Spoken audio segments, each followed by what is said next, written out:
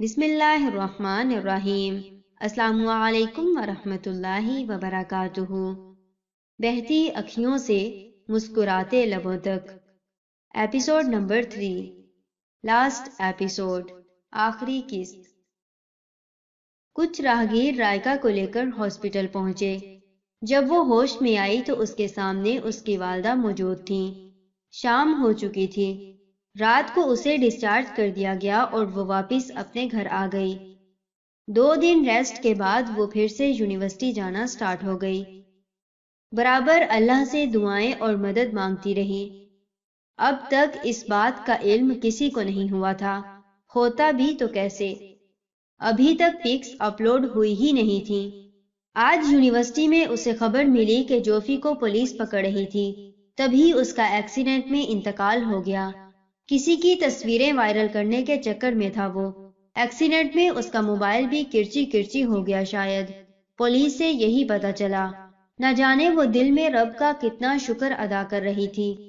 وہ خوش تھی بہت کہ ایک بار پھر اس کے رب نے اسے تھام لیا تھا۔ یہ ماضی وہ بھلانا چاہتی تھی، مگر شادی کے نام سے ہی وہ تڑپ اٹھتی، اسے خوف آتا۔ مرد ذات پر سے جیسے اعتبار ہی اٹھ گیا تھا۔ آج نہ جانے وہ اتنی شدت سے کیوں رو رہی تھی۔ پتہ نہیں اسے اپنا ماضی اتنا بھیانک کیوں لگ رہا تھا۔ شاید ماضی کا خوف اس کے دل میں مستقبل کا خوف بڑھا رہا تھا۔ وہ اٹھی اور وضو کرنے چلی گئی۔ اس کی والدہ فون سن کر واپس آئیں تو اسے حال میں نہ پا کر مسکرانے لگیں۔ بہت شرمیلی ہو گئی ہے میری بیٹی، وہ لہنگا جوڑتے ہوئے بولی۔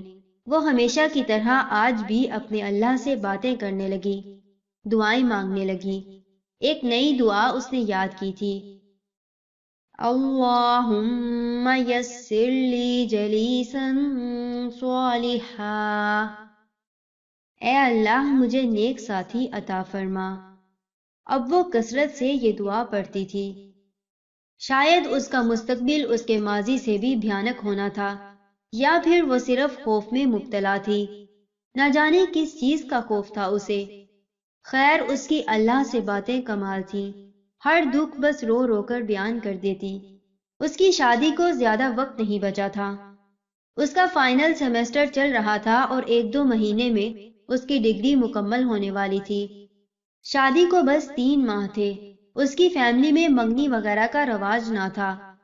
وہ حیران تھی کہ امی نے نہ تو لڑکے کے بارے میں مجھے کچھ بھی بتایا، تصویر تو کیا نام تک نہیں لیا اس کا میرے سامنے۔ وہ چائے کا کپ ہاتھ میں تھامے سوچ رہی تھی، اپیا کی بار تو ایسا نہیں کیا تھا امی نے، ان کو تو باقاعدہ لڑکے کی تصویر دکھائی تھی۔ ہاں کرنے سے پہلے بھی پوچھا، بعد میں بھی کنفرم کیا۔ حماد بھائی کے بارے میں تھوڑا بہت ذکر بھی کبھی کبھار گھر میں ہو ہی جاتا تھا، مگر مجھ سے پوچھا بھی سرسری سا، اور پھر کوئی ذکر ہی نہیں۔ یا اللہ، یہ کیسا امتحان ہے میرے لیے۔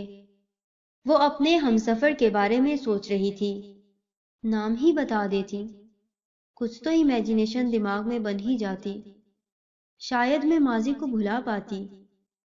وہ مسلسل اپنی امی سے شکوے کر رہی تھی، مگر ان کے سامنے نہیں، دل ہی دل میں۔ پھر اس نے ایک لمبا سانس لیا اور چائے پینے لگی۔ آپ نے رائکا سے اچھے سے بات کی ہے نا؟ دوسرے کمرے میں اس کے والد اس کی والدہ سے دریافت کرتے ہوئے بولے۔ کیا بات کرنی تھی میں نے؟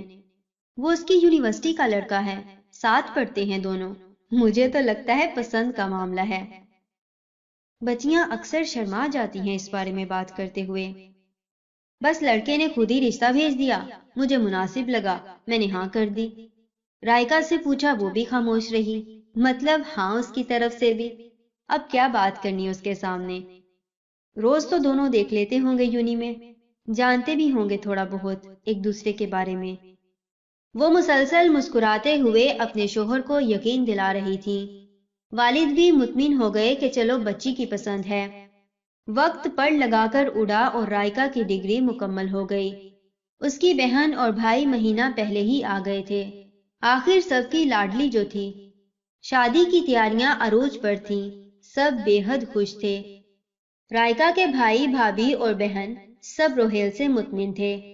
وہ سب کو مطمئن دیکھ کر کافی حد تک مطمئن تو ہو چکی تھی، مگر اسے ابھی بھی پتا نہیں تھا کہ آخر اس کا ہمسفر بننے والا کون ہے۔ سب کے آ جانے سے کچھ حد تک وہ اپنا ماضی بھلانے میں کامیاب ہو چکی تھی، مگر مستقبل کا خوف تو ہر لڑکی کو ہوتا ہے۔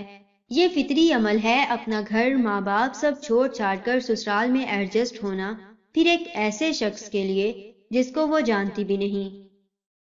دن رات اور رات دن میں بدلتے دیر ہی نہ لگی، اور پتہ ہی نہ چلا کہ کب رائکا کے نکاح کا دن آن پہنچا۔ نکاح ہوا اور رائکا رخصت ہو کر اپنے سسرال آ گئی۔ ادھر روہیل کی خوشی انتہا پر تھی۔ اس نے سوچا بھی نہیں تھا کہ وہ رائکا کو اتنی آسانی سے پالے گا۔ وہ اس کی زوجیت میں آ چکی تھی۔ وہ خوشی کے مارے اپنے رب کے سامنے روئے جا رہا تھا۔ یا اللہ، آپ کا نام الودود ہے، محبت کرنے والا۔ واقعی آپ بے حد محبت کرنے والے ہیں، بس ہم سے راضی رہنا۔ رائکا کو تو معلوم ہی نہیں تھا کہ اس کا ہمسفر کتنا پاکیزہ اور رب سے محبت کرنے والا تھا۔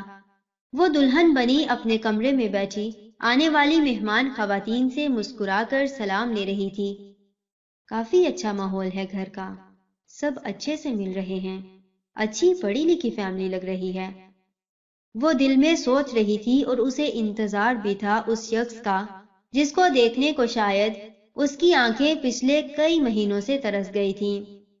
امی، روہیل بھائی کہاں ہیں؟ میں کب سے انہیں تلاش کر رہی ہوں۔ روہیل کی بہن بولی، بیٹا ابھی تو باہر تھے تمہارے بھائی، فون کر لو، یہیں کہیں ہوں گے۔ بیڈ کے قریب پڑے صوفے میں بیٹھی اس کی ساس بولی۔ روہیل کا نام سنتے ہی وہ چونکی تھی۔ روہیل؟ کہیں وہ یونی والا؟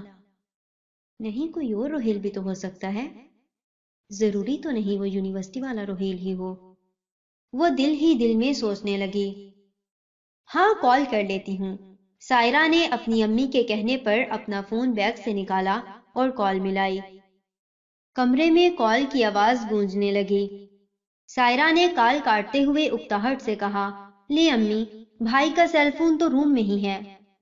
رائکا نے ذرا گردن گھماتے ہوئے دیکھا تو وال پیپر پر روہیل کی پک لگی تھی۔ اس نے فوراً گردن گھمائی اور نظریں جھکا کر بیٹھ گئی۔ یہ تو واقعی یونیورسٹی والا روہیل ہے، میرا نکاح روہیل سے ہوا ہے۔ وہ بے یقینی میں خود سے ہم کلام تھی۔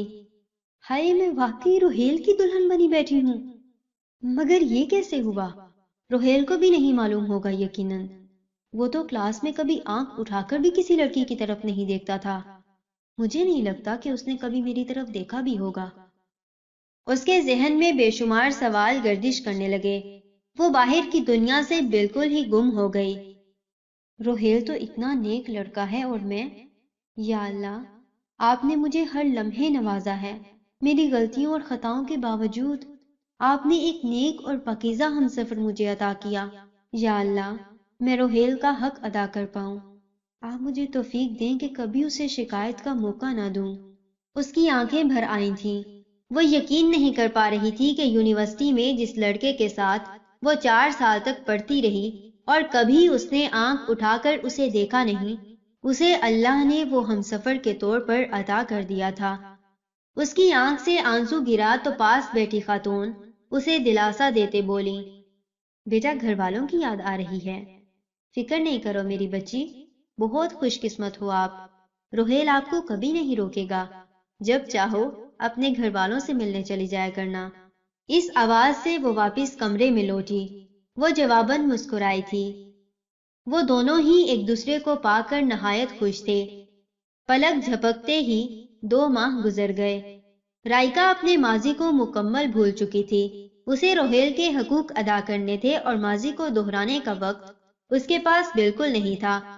ایک دن اس نے روہیل سے بات کی کہ وہ ایک ورکشاپ کا آغاز کرنا چاہتی ہے، جس میں وہ ٹین ایج بچوں کو موبائل کا موزوں اور صحیح استعمال سکھائے گی اور موبائل کے غلط استعمال سے ہونے والے نقصانات سے آگاہ کرے گی، تاکہ ہماری قوم کے بچے غلط کاموں میں پڑنے سے بچ سکیں۔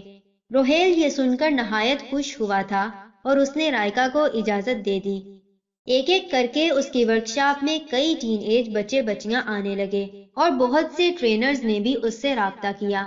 یوں چند ہی سالوں میں وہ ورکشاپ ایک مکمل آرگنائزیشن میں بدل گئی اور multi media, social media, mobile phone اور انٹرنیٹ سمیت تمام ٹیکنیکل ڈیوائسز جن کا غلط استعمال بچوں کی زندگیاں تباہ کر سکتا ہے اور کر رہا ہے، ان سب کے بارے میں بچوں کو مکمل گائیڈنس فراہم کی جانے لگی۔ ایسی آرگنائزیشنز پاکستان کے ہر شہر میں بنانی چاہیے۔ اس سے کم از کم بچوں کا مستقبل تو خراب ہونے سے بچ سکتا ہے، اور والدین کو بھی چاہیے کہ اپنے بچوں کو موبائل فون دینے سے پہلے اس کے بارے میں مکمل رہنمائی فراہم کریں۔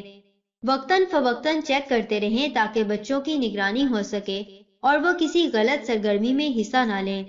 نہ جانے کتنی معصوم لڑکیوں کی زندگیاں ایسے ہی موبائل فون کے غلط استعمال سے تباہ کر دی جاتی ہیں اور وہ خودکشی کرنے پر مجبور ہو جاتی ہیں۔ ان دونوں کی خوشی کی کوئی انتہا نہ تھی۔ شادی کے 3 سال بعد آج اللہ تعالی نے ان دونوں کو بیٹی جیسی رحمت سے نوازا تھا۔ اس کہانی کے بارے میں اپنی قیمتی رائے کا اظہار کمنٹ باکس میں کرنا مت بھولیے گا، اور اگلی کہانی کس ٹاپک پر لکھنی چاہیے اس کے بارے میں سجیشن بھی دیجیے گا۔ جزاکم اللہ خیر و احسن الجزا فی الدنیا والآخرہ۔ السلام علیکم ورحمۃ اللہ وبرکاتہ۔